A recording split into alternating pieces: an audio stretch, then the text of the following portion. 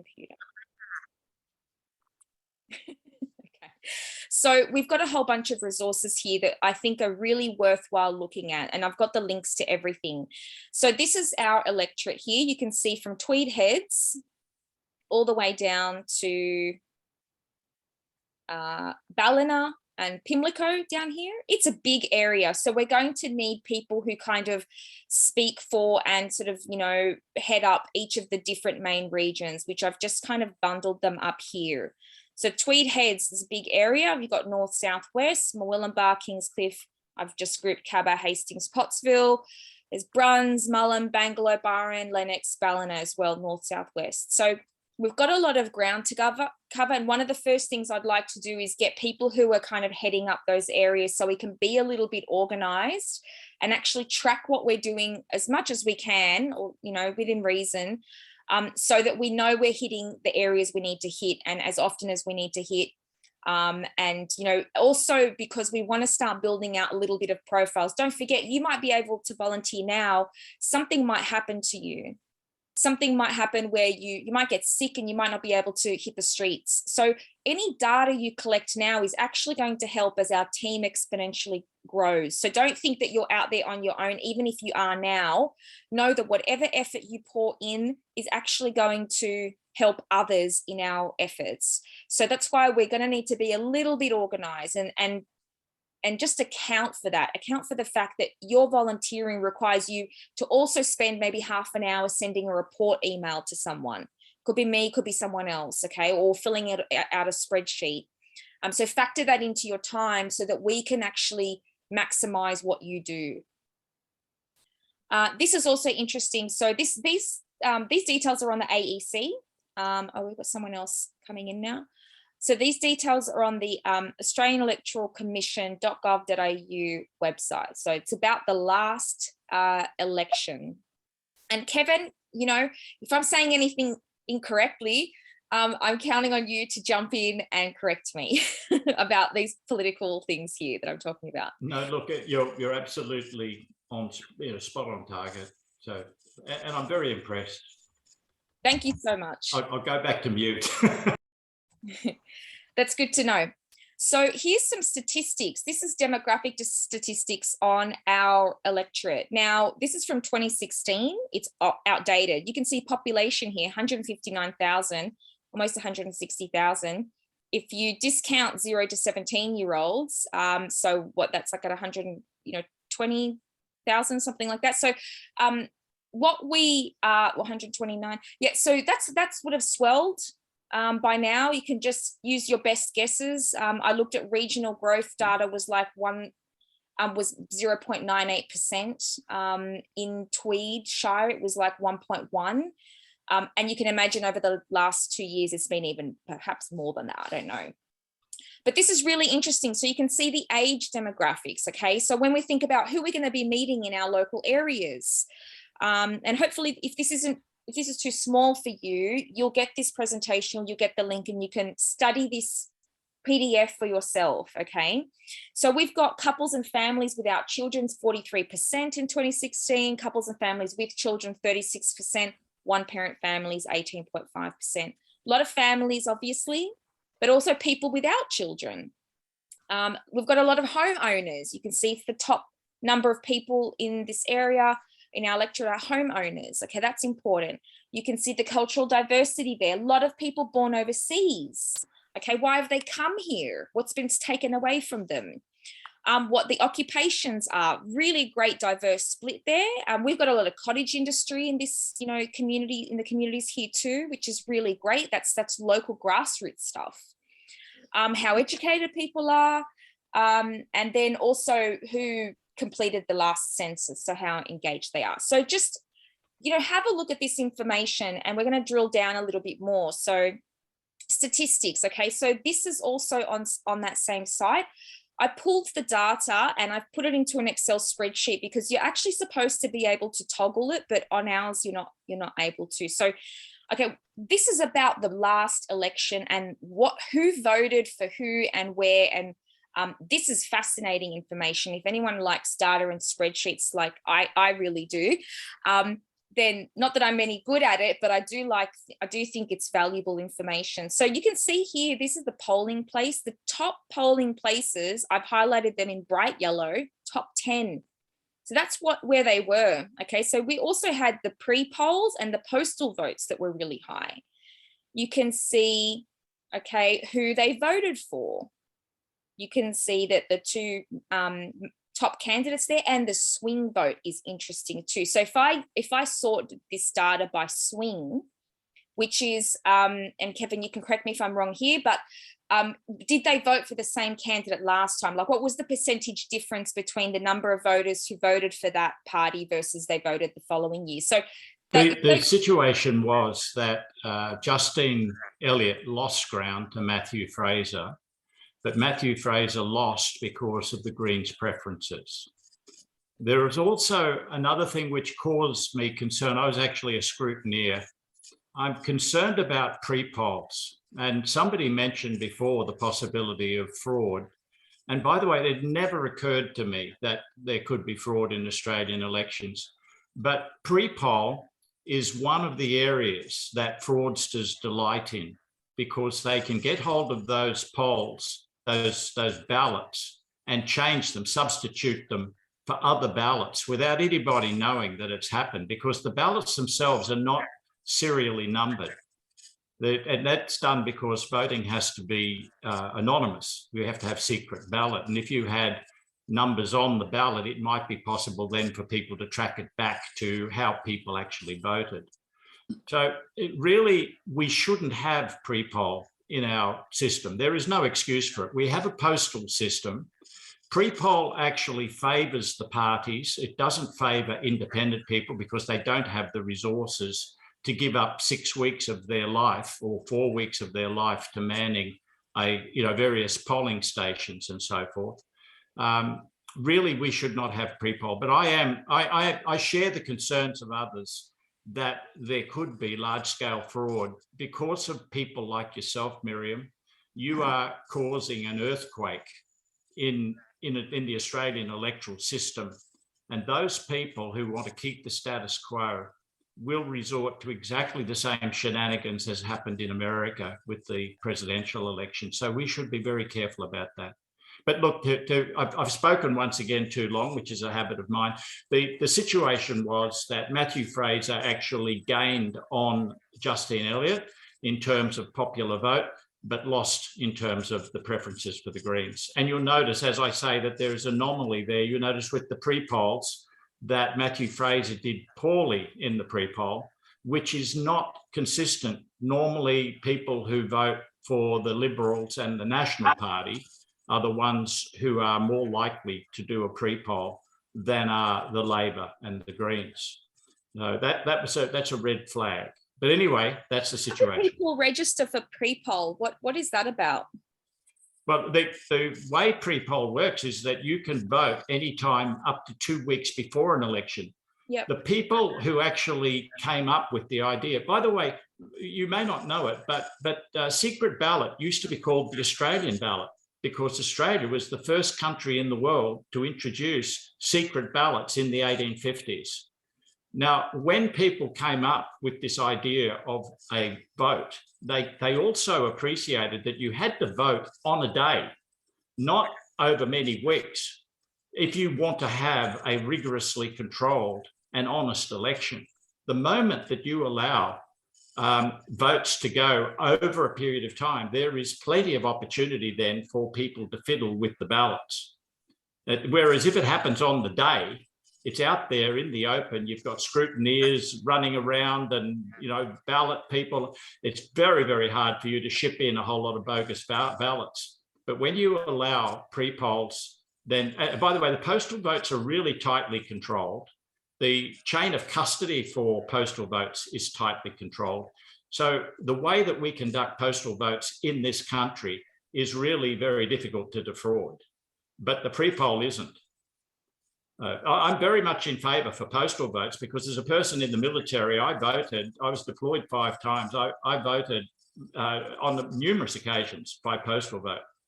But Sorry, why is postal vote different? Like how is it well, the more first thing is effective? that you have to turn up and show your identification to well, firstly, you have to apply to do a postal vote. Then you get the ballot and it's delivered to you. You then have to actually go to a registered place where you fill out the ballot and then you hand it to somebody, and there is this chain of signatures all the way along in a sealed envelope. And so it is very hard for someone to intercept something like that. But when you're doing pre-polls, like, for example, at the Richmond Centre in Ballina, and all of those ballots are sitting in a box, and the place is guarded, but not at night. If I could slip in there with another box of ballots, I just empty out the existing ballots and I put my ballots in that pre-poll box, and no one's the wiser. Mm-hmm. Okay, yeah, look, thank you for that update. I think that was really interesting and informative. There's so many different opinions about it, and we all know, I think, that the system needs to change. That's one of the big call outs. It's not just about getting independence in there, but it's about getting independence that will help us change the system. Yeah. Yeah, thanks for that. Someone else is coming in, and yeah, so that's nice to see. Yeah, Elizabeth, welcome as well. Okay, so what I'll do is just because I think it would actually be helpful for me to show you on the site what you can actually play with, because so that link pretty much takes you here, and you can do this. So you can see New South Wales. I'm in Richmond, but if you clicked back to New South Wales, you know, if you want to give this to your friends, they can find their electorate, right? And so all the information I've taken is from here. There's just like, study this, have a look at it, get interested in what's going on here. What can you extract from this? Here are the locations of the polling places. All right. So this is going to come in handy on election day. Okay, so here, this is where we're at. This is where I've taken the data from. So you can see I should be able to toggle these, and I can't. But for instance, I can click on Ballina, and this is going to take me to, you know, there's the address, and takes me to a little bit more of a deep dive onto the information. So who was voting for who? And what that gives you is it gives you a bit of a profile on the people in your area. Okay, so you can start to understand, who did people vote for in the poll station that's near me? And was there a high swing rate when they voted for that top person? You know, so here in Ballina, it was, you know, the Nationals. Matthew Fraser was top, and there wasn't very much of a swing. Okay, well, actually, it was in the negative. So I don't actually know how to read this properly, Kevin. How do I read that? What information is this giving me here? What that's showing you is what percentage voted at each of the polling stations as you go down that percentage list. And what you need at the bottom is the sum percentage of, you know, all of the voters who went to Justine Elliott, and who went to Matthew Fraser, and who went to the Greens, and who went to the other various other candidates running. You haven't got the aggregated there, so right. You know, that's all that you need to do. But I do know the way I read this was that I thought this meant over here we had a percentage of like the largest swing percentage, which meaning that anyone who's voting for this person last time didn't vote for them. And so this is a potentially people who are voting for Sustainable Australia, they tend to change their mind. And so that's low-hanging fruit. That's the way I read it. Is that correct? Look, I truly wouldn't know it on that particular one. I do know that the Greens vote did increase.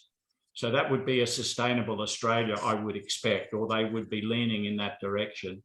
And I do know, therefore, that as a consequence, Matthew Fraser didn't get across the line. It was Justine Elliott. But if it had been decided purely on votes for, like, first past the post, then Matthew Fraser would have been first past the post. Yeah. Yeah, that's right. Miriam, hi, it's Elizabeth here. I've just joined the call. So that swing, it's a bit meaningless, I think. I looked up the definition on the AEC, and it said something like the change in votes from the incumbent previously.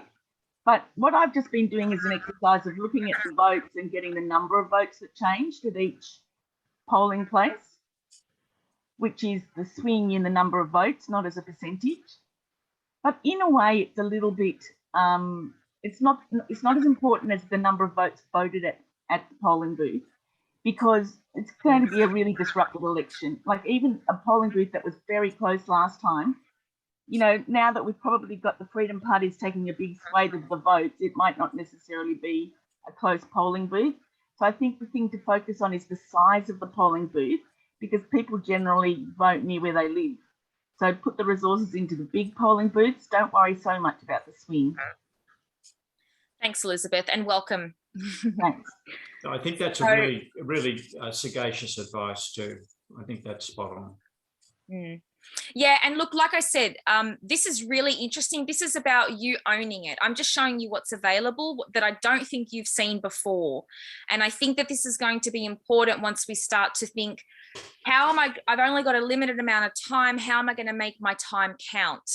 So I just want to show you what resources are available so that you can figure out for yourself how to make your time count when you're allocating your, volunteering time to your region where you live. And this is kind of a really great way to have a look at that. Okay, so I'll dive back into here.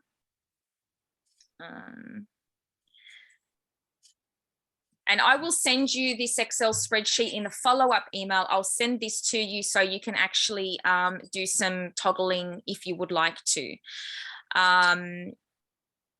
Okay, so I did some numbers. So about 55% of the votes were happening here at the top polling stations. And I probably should have taken that pre-poll and postal out, but there's just been so much to do in the background to get this presentation ready. So I missed that bit.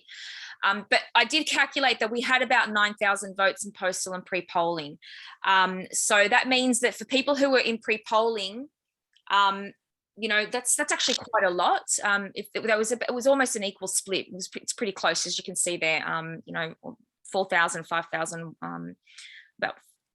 So for the postal vote and the pre-poll, those people aren't going to be showing up on election day. So that's a large portion of the people who need to be swayed and met and talked to before the election. So just bear that in mind, that the effort leading up to the election is important for that reason too. Okay, so here, just again, this is at the top of the page. You can see what the margin was there. And you can see that here we had how many people enrolled, what the percentage turnout was, what the informal votes were. So actually, if you kind of look at the percentage that didn't turn out, plus the informal votes, there's 19,000 votes there, which is an opportunity for us, and that's more than the margin. So when you think about, can we do this? Of course we can do this. There's a huge potential, and especially with the numbers, I think I heard the other day, 40 to 60% of votes are undecided at the moment. So that's just, add that onto the opportunity. We've got a real chance here to swing the vote. Yeah, I reckon, I think that's such a really great opportunity, that area there, because a lot of people who don't vote or donkey vote are really they've given up on the system because they think the politicians don't represent us. They're the people that will actually listen to the Freedom parties. They're the people that we can talk to. So we should be able to grab some of those people. Yeah, absolutely. Thanks, Elizabeth. Okay, so campaign resources. So let's dive into some of the talking points. This was taken from that same deck that I discussed. So educate first and foremost. If that's your stance, then it's going to be really easy to engage with people. I've been told that people's shoulders immediately drop. They feel really relaxed because you're not there to sway them to a particular party or person. All you're saying is, do you know how to vote for, with your best interests in mind, and showing them the resources available to do that. Again, I mean, you decide if you want to use some of these. I just put them there because they're not my talking points. These are from the New South Wales State Coordinator presentation. So videos of police attacks and brutality, what we've seen, the way we've seen our country transform over the last 2 years and who's been running the show during that time. You know, the whole COVID debacle and the amount of money that's been poured into, you know, PCR tests and all that kind of stuff that could have been used for such, you know, much more productive things in our country that we desperately need. It's just, you know, that could be a talking point. Just a point of the pedantry media there, and the media Miriam. cover-ups and things like that we've been seeing, where, you know, there's only one side of the story being reported. So that could be a talking point, you know, and ask questions. It's really important to get people's opinions and listen to what they have to say about it. And look, the list goes on. You can read about them there. Did Miriam, someone? It's over $1 trillion, not $1 billion. Okay. That's 1,000. It's $1 billion added in the last 2 years, taking the total to over $1 trillion. We started off, I think, with about 600 billion or 700 billion. People could correct me, but I believe we're now up to 1.3 trillion. It's a variable. It seems to be a floating feast, but yeah, we're over $1 trillion in debt as a country. There is actually a website, Australian Debt Clock. There's one for the US, and it's showing you by the second as it ticks over, and it shows you exactly how far in debt we are. Wow. Yeah, but that point's about basically just the money that was wasted on COVID in the last couple of months, last couple of years. But it is over $1 trillion all up. Well, it's not only just the PCR test. Remember that they gave out a whole lot of money to people as relief payments. And that was a huge amount of money that went out the door that way. I mean, we can all agree that the state of indebtedness of this country has gotten really, really bad. And it's come about also because we closed down our tourist industry and we basically bankrupted thousands of small businesses. We're also in hyperinflation. Yeah. So when you think about it, and let's try and connect some dots here. So we talked about the type of demographic, right? So there are people in our neighborhoods that there's a large portion of people that are here who don't have children. So how do they feel about the future? How can you approach these talking points with them? Like, are you concerned this might affect your, you know, retirement? How do you feel about these things as you start to, you know, maybe want to sell your home or sell your business or, you know, move to another part of Australia? Like, how do you feel about that? With people who have kids, it's very easy, you know, like, how do you feel about your children inheriting this extreme debt, like eye-boggling amount of debt? And if you try and Google, like, if you say to someone $1 billion, $1 trillion, like we know it's a lot, but we can't fathom it. So maybe do some research on what $1 trillion actually, like, how can you explain what $1 trillion actually looks like, you know, in layman's terms, so we get it.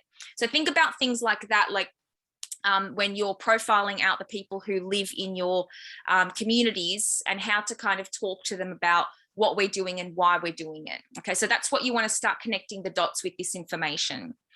It's not to scare people. We don't want to go into any of that anymore. It's about the person and what's going to reach their heart and make them think that they need to act, right, to make change in this country. So yeah, we really want to educate. We want to have a peaceful experience here where we take back our right to say, thanks, but no thanks. We're going to do it a different way. And we want to get the right people in, the people that represent you and me. And that's the message, I think, in general, and leave it up to them to decide. But also, we'll actually, I'll leave that. We'll get to it. So okay, let's start talking about action. I think I've shown you enough. And then I've got down here in the slide detail, just some sites that I think you might be interested if you haven't already seen them. I'm sure you know where all of this information is. So that's where you go for all of that. And like I said at the beginning, more information about the candidates is coming. And I think that I would love to, you know, pull some resources together and all of us can learn together. So for the people who are more politically minded, that might be something you take on to do for this group. But we're definitely going to get that candidate information through the channels as well. So, but for now, what can we do? What action can we start taking? So, first and foremost, get to know your local area. So what I'd like to do, I'm going to try and reach out to everyone and figure out where you are, and are you willing, who's willing to be sort of a little team leader within their area and coordinate people in their area. So maybe print out a map of your area, you know, put some pinpoints on it. And I actually would love to do a Google Maps one where we can actually, everyone could go on and just pinpoint their own. So, you know, we can take a look at it at a glance. Remember what I said about posterity for other volunteers who join afterwards, and maybe you're already gone, but like, where have you put a poster up? Where have you gone and door knocked? Where have you gone and, you know, put up handed out flyers? I think that information is going to be really important. Let's be a little bit, you know, coordinated, and let's take a little bit of record of what we're doing so that we can help each other and you know, the future volunteers that are coming through. Now, Miriam, could I just jump in there for one moment? One of the really key things to put on that map is the polling booths, especially the ones where, like you highlighted, the top 10 ones. So it's those on your map, because you can see then that's the area that if you've got a certain amount of effort, you're probably better concentrating it around that area than the other areas. So guys, when you have an idea, it's your idea. You can't give it to someone else to do. When it's your idea, you've got to take it on board and do it. And that's the way this has to work. Otherwise, because I have a full-time job, so I love ideas and I think that they're really important, but be prepared. This is grassroots. There isn't someone here kind of taking notes for us, and I'll do my best. But just own things when you have them. It's a great idea, and please go ahead and do it. You know, when I send out the link for the maps, just put either everyone put their own on there, or, you know, someone take that as an action and get them, you know, set up, and maybe put, I don't know if you can put the number of people, but just do it. It's a great idea. Notice the shops and the dwellings in your area, upcoming events. So as we discussed at the beginning, there could be something coming up where, you know, could you go and speak there as a non-partisan person? Can you go and sort of deliver a bit of information on what resources are available and what the opportunities are for people to make informed choices? You know, that's something you could potentially do. Offer to speak at a candidates event, you know, about sort of non-partisan, you know, political education. Just put your hand up for things like that in your local area where you see there's going to be a concentration of people. All you can do is ask, you know. So the statistics are one thing, right? But that data is already old. What we see with our eyes is it's just as important, if not more so. So what you capture, you know, is going to actually really help our efforts too. We'll talk a bit more about that. So action number 1 is get to know your neighborhood and start taking some action. So can you put up a minimum of 3 large posters in your area? If you can't get posters printed, who can you recruit to get that done for you? Can you, when you start door knocking and talking to local businesses, can you ask them for donations? If they're really like-minded, can you ask them for a donation to print more posters? Hand out flyers. If you can go ahead and get a bunch of flyers printed out straight away, just start doing that, because you'll recruit volunteers in that process, and that's what we need. And just talk to people, you know, learn about the people in your area. Like I said, other volunteers are going to need that data, and I'll talk a bit at the end about how we can capture it. Have you got a poster, Miriam? Have you got examples of the sorts of posters that you feel would be appropriate, or do we invent this? All of that's on the RDA website. So okay, thanks. Yeah, that's all I needed. Thank you. Thanks, Kevin. Under the volunteer hub, that's where all of those types, I'm assuming that everybody that's here kind of knows that information already, because it's been talked about so often. I just feel like I didn't want to repeat it. But that's also why I've got these websites here. So if you want to take a screenshot of that now, Say No to Tyranny has an interesting approach to the postal, the postal vote. I think that they do support it as well, because you get a week to think about who you're going to vote for, because you actually do see all the candidates when it comes out, right?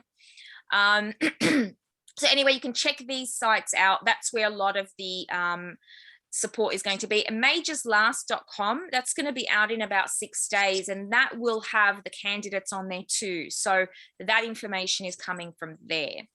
I know, Kevin, have you completed the form on Reignite Democracy Australia? Not yet, and I'll tell you why. The first question that is posed is, can you in 3 sentences say why people should vote for you? And that is so daunting, I've got to tell you. But what I did was print it out, and then I've written it out on a piece of paper. The reason it's so daunting is that is your moment to grab someone's attention. And so I saw it. The rest I can answer in my sleep, because my attitudes and RDA's attitudes absolutely coincide in every respect. So it's a no-brainer. But that first question was the one that really caused me concern personally. And I will have that done by tomorrow, I promise you. Well, I'm happy to help you if you want to send me all of your responses, because I'm a writer. I'm happy to give you my opinion of what I think, you know, someone like me might extrapolate from all of that. I worry that we might be muddying the waters in that you're favouring me. That's all. How do others feel? Can others give their opinion on this as to whether they think it's right for me as a candidate to be asking Miriam for her opinion? No problem. Okay. Kevin, I would do the same for all candidates who are freedom-loving independents. I'm here to support all of you. I'm just worried about that. I don't want to do anything that would hurt RDA. Okay, I don't work for RDA, by the way. I work for me.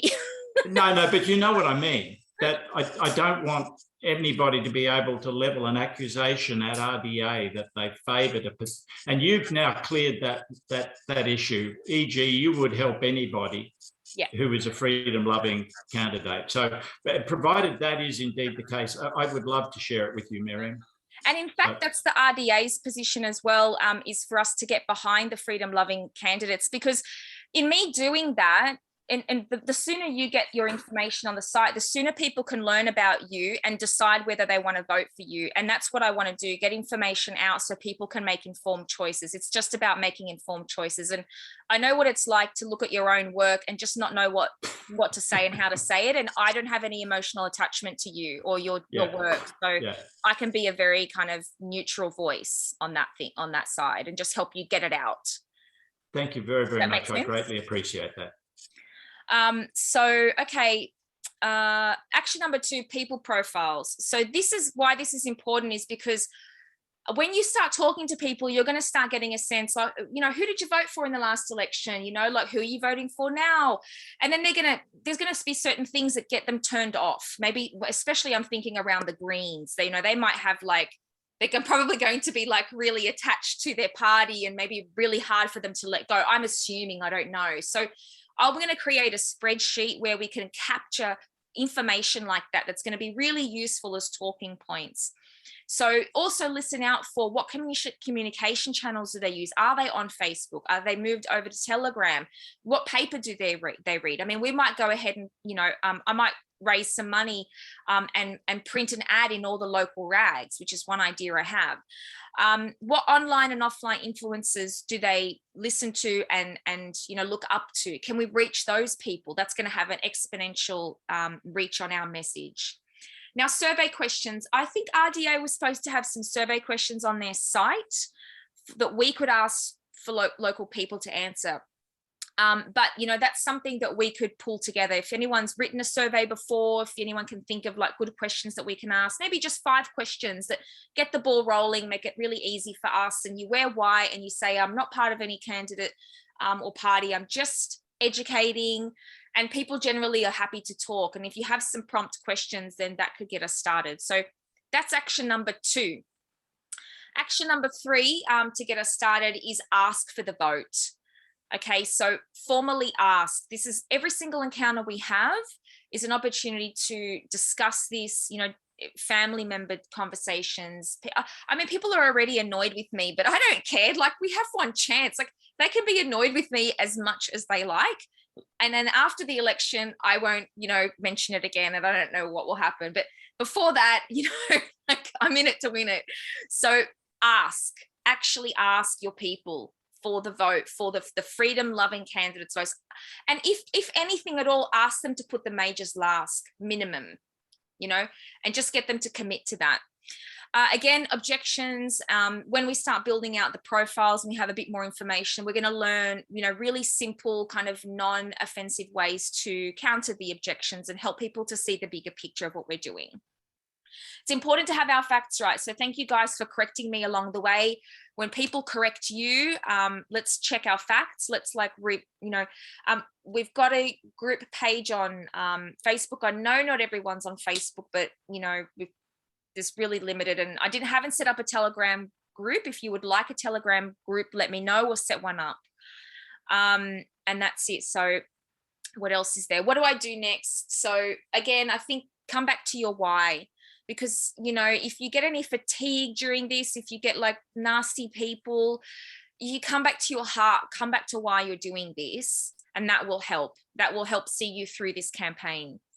Can you commit to at least 3 half days from now to election minimum? And imagine that every single person that we talk to now, that we recruit as volunteers, commits to 3 half days minimum.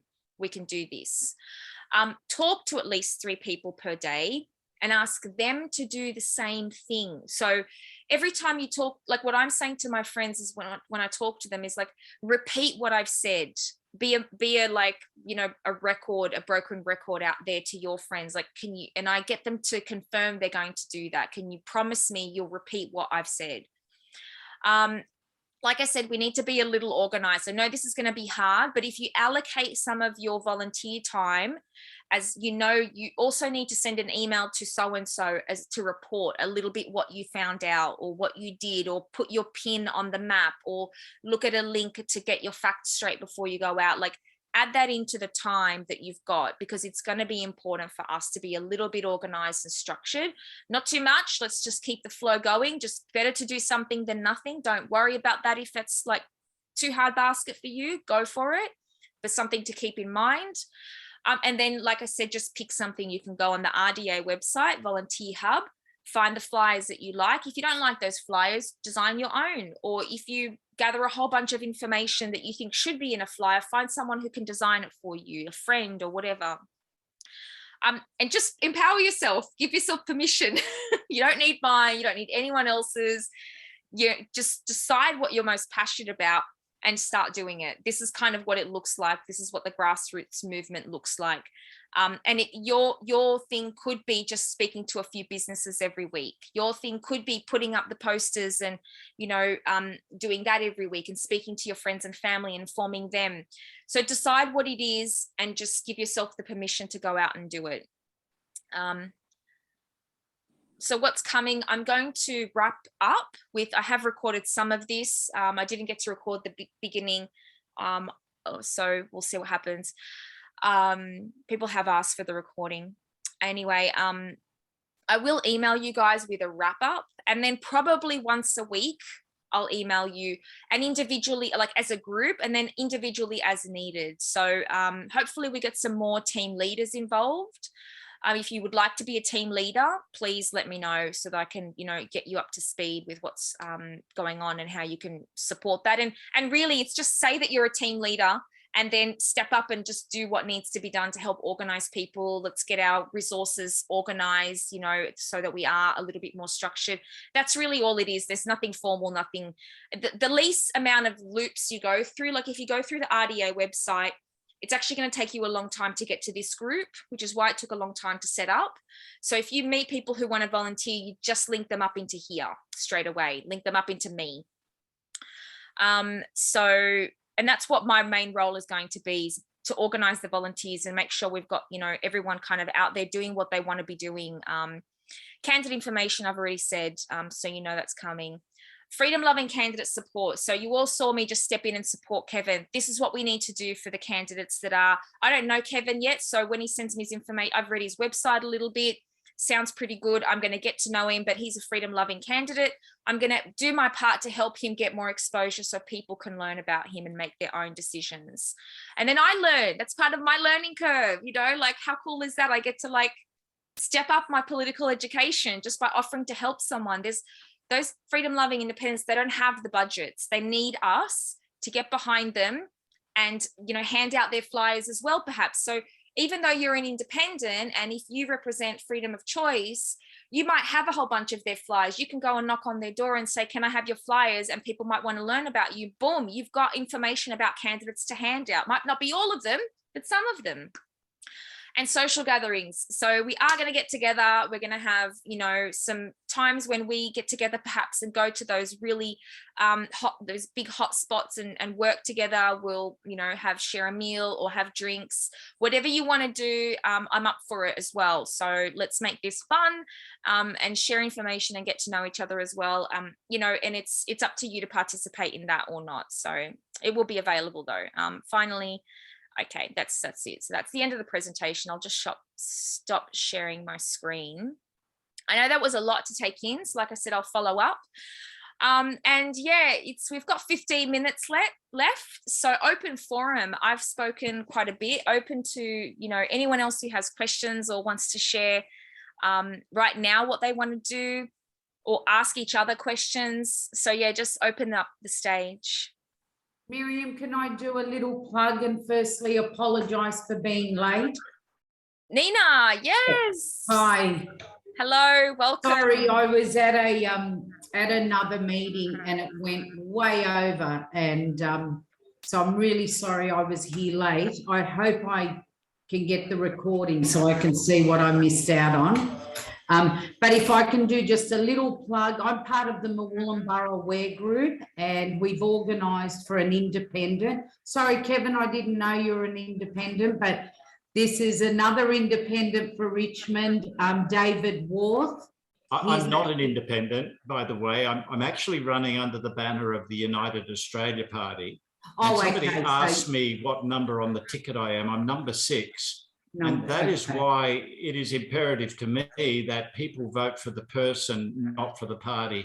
Yeah. I've already experienced in parties that people get pre-selected on the basis of favours, their loyalty to the party, and that the party, those persons doing the pre-selection, are not necessarily looking at that person for whether they would be good for Australia, but whether they would be honouring a debt of loyalty for that particular member, or the influence that that member brings to bear within the party, like people like Turnbull and so forth, were able to bring money and influence to the party. So to answer your question, I'm going under the UAP. I'm number 6. As it stands, I have no chance of being elected, but I believe that if I can get voters to look at what sort of person I am, then there is a hope for me. But also, I very much support put the majors last, and I want people to vote below the line. Yeah. Thanks for that clarification, Kevin. Yeah, thanks for that. I just heard independent, so I thought you were running. No, that was my mistake. That's okay. So we've got David Worth, who is an independent, coming to our meeting next Saturday, the 23rd of April. At Nickel Park in Murwillumbara, and there is no question off the table. So you can come and ask him any question you like. We'd love for you all to come down and, because you've got to be very careful with independents because they align themselves with the majors and they present as independent. So we've got him in. He seems quite legit. He's a wildlife cinematographer that's given up that work to actually be an independent. So we can ask him whatever we want. Thank you. Has he filled out the RDA survey? No, I'm only new to all the RDA stuff. I know Miriam from the potty group, and it was only just in the last week. I'm working with some of the potty group. I can see Judy's there and John. Hi. We're working on getting some political momentum running for the freedom parties. And then that's how I got onto all the RDA stuff through John and Miriam. So I don't know, maybe you Evans live in potty? Pardon? Does Pete Evans live in potty? No, definitely not. Okay. Yeah, I think we should focus on the parties, the independent, the freedom parties, before we've really vetted any independents. because like you say, they can actually be aligning with majors, and unless you've got them having really told you what they're about, that's a risk. Yeah, definitely. Look, I agree. You know, I think my perspective on that is I'd be happy to really help anyone fill out the survey on the RDA website. That's what I want. I want to see what everyone's about. I want them to be transparent with us so we can make more informed choices. And I think it's important to hear everyone's voice. Me personally, that's what I think, because I think the moment we kind of, obviously the majors, you know, I do still want to hear what they say because I want to hold them accountable more. I don't know, that's my perspective. And I don't really come from the place, me personally, where I want to exclude anyone, because I want to be different from what everyone else is doing. I want to make sure that everyone has a voice. That's what it's about for me, personally. So, you know, I still want to help Kevin, regardless of actually whoever he, you know, is running, whatever party he's under. I'm, you know, happy to support him personally. That's my personal choice. But each of us needs to make that. And yeah, my apologies. Kevin did send me an email with those details, but this is the political education I need to go on to actually understand what the parties are, who are they, what they stand for. I'm just such a gap for me on that. And even when I see their names, I you know, do get confused. So, you know, yeah, raise my hand and like call myself out on that one. Can I just? Hey, sorry, I'm just going to jump in for one moment so you know why I'm leaving. I'm one of the state coordinators, and Miriam's just joined us as our fantastic team leader in Richmond and invited me along to this. So I'm going to head off. I just wanted to say what a great job you're doing, and to let you know that the kind of thing you're doing is happening in every electorate across New South Wales and pretty much most electorates across Australia. So you're part of a really big team. So you're not alone. And all those actions that Miriam's asking you to do, they are so important. And yeah, Miriam, I'll see you on Tuesday night at our state meeting. And thank you so much to all of you. Thank you, Karen, for popping in. I didn't even see that it was you. So grateful you came on. Yeah. My pleasure. Hey, so good to see you all. Yeah. Can I just add something about the majors? So a lot of us, you know, in this freedom movement are saying put the majors last because of what they've done in the last 2 years. It's just become really clear to us that they're not working for the Australian people. They're following the agenda of the World Economic Forum and the New World Order and One World Government. So I think you shouldn't be promoting them. I mean, you can find out what they're saying that they're on about, but for instance, the Liberals promised that they would introduce a federal an ICAC this term, and they haven't. But you know, from what we've seen the Labor premiers doing, and what we've seen the federal government doing, my view is we cannot have those major parties. We've got to put them last, not vote for them in the Senate at all. So that's a pretty important thing, I think. And also just to say that Karen's actually from a group called National Freedom Collaborative. So that group is actually working hand in hand with RDA, and National Freedom Collaboration is actually doing most of the New South Wales and Queensland seats. Okay, that's it.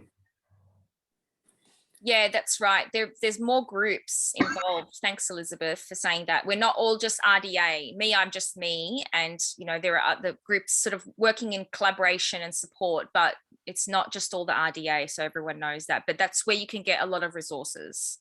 John, did you want to say something? Yes, thanks, Miriam. The notion that we have two houses of parliament, that we have, of course, people running for the seat of Richmond, and there's also people running for the Senate. It's quite critical from the point of view of smaller parties that we go hell for leather to get our Senate team over the line.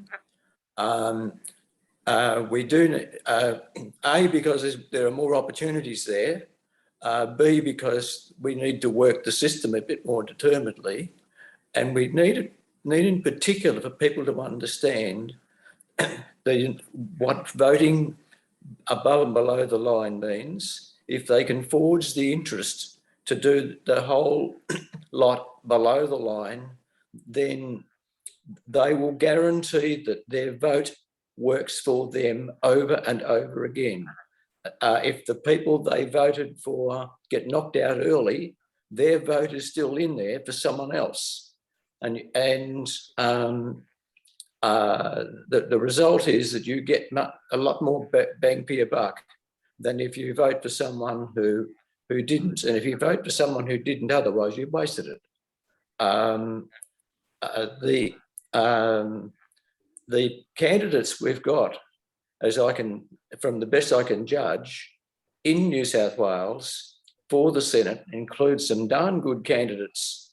If Kevin's number 6 in the UAP lineup, they've got a formidable lineup. And UAP is only one of several prominent freedom-loving groups there. If they've got at least 2 or 3 or 4 up each as well, that's a good number of candidates to be moving to if they don't win themselves, to have their votes make a useful contribution to somebody else getting up. And altogether, we only have to get just over 14% of the votes finally wind up after the name of one of our freedom fighters to get them over the line. And it's not impossible, because there are 3 or 4 of them in the outgoing Senate. And this time they've got a hell of a lot bigger cause. If we could make sure that we can align those people with that fantastic cause, rotten cause in one respect, but from a competitive viewpoint, it's a great cause. How do you get the 14%? In the Senate, there are 6 seats vacant, and this happens in most of them. And there's not a separate election for each one. It's one election over the whole of New South Wales, the same as in Tassie. There are 6 over the whole of Tassie, but one election, and that one election elects all 6. But this time we're only doing 3, aren't we? Sorry? This time we're only doing half the Senate, I think. That's right. There are 12 New South Wales senators, Okay. but only 6 come up for re-election each time. Yeah. Unless one of them gets sick and retires or something. That's so. Then in any race, you can't have someone needing to win 100%. So the last one, you can't get to the first 5 over the line, and you don't have someone to win. So the 6th person has to be in competition with the 7th, and so the result is you only need 1/7 of the total vote, which is 14.3%, to win that seat. And I think there's a very, very good chance this time around that most states will elect at least 1, and I wouldn't be totally surprised if some states elect 2 in freedom supporting candidates. It's just possible. But it's important that we know that the Senate election is really important to us, even more so than the reps one, because it's the one that gives us so many chances, and we put so much of our talent up in front to try to get those over the line. Sorry to be so elaborate, but no, I think it's great, John. Thank you for sharing your wisdom with us. We're on time now. I promised we'd finish on time, and we will.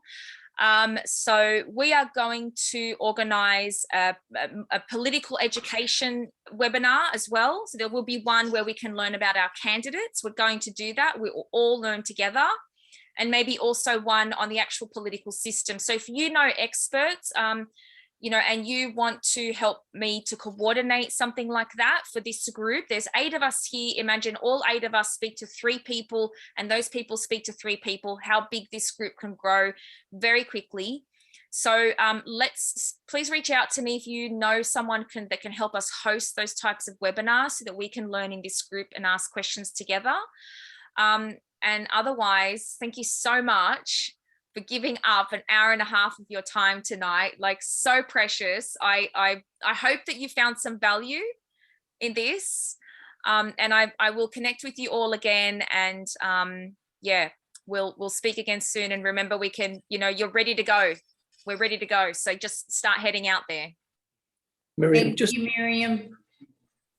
Sorry, can you tell us which other the freedom-loving parties which are standing in New South Wales yet?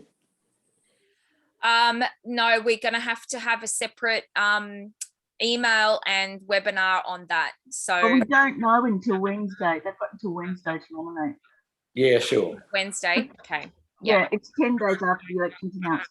But do you know in Richmond which ones are? Yeah. Not like yet. No. Okay. Anyway, we'll know. They've still got until Wednesday. So yeah, we'll know that then. information is coming. So stay tuned. But that doesn't stop us from hitting the streets now. Still doesn't stop us, because put the majors last is the first stage. And remember, you kind of have to touch people several times with a similar message. So let's build on the campaign. We can go out right now. So don't hold back.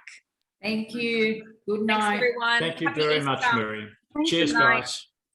You did Thank wonderful, you so much, Miriam. Kevin. You Thank did you, fantastic. Miriam. Bye Good night, now. everyone. Yeah, great session. Well done. Bye. Thank you. Thanks for being here.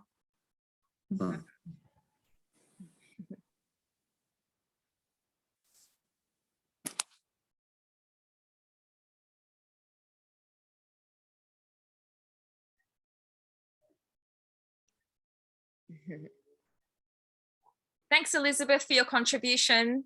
No worries. I'm just trying to work out how to leave. Oh, here it is. Okay. See ya. Well done. Bye. Bye.